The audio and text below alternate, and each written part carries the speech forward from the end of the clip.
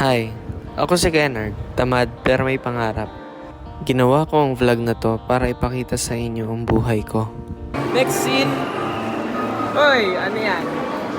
Simple lang naman akong tao at lagi akong nagpapalibre. Kaya abangan niyo lang ako dito sa Robinson. Ako ang bahala sa inyo. Pero bibilisan niyo ang paglakad niyo. Mabilis ako maglakad. Pet ko hindi nagalaw pero smooth ang lakad ko. Umaasang may mararating lahat ng mga efforts ko.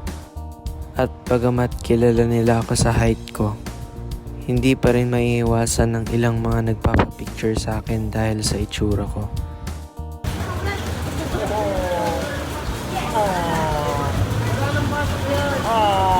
Wala nang pasok yan.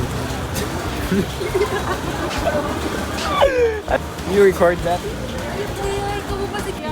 May nagpapapicture na naman.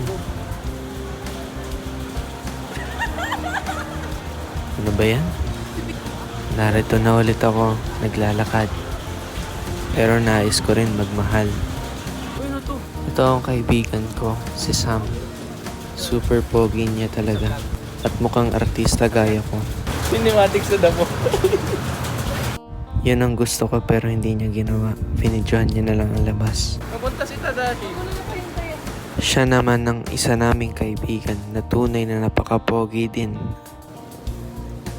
Sa puntong ito naiinis na ako. Galit pero pogi pa rin.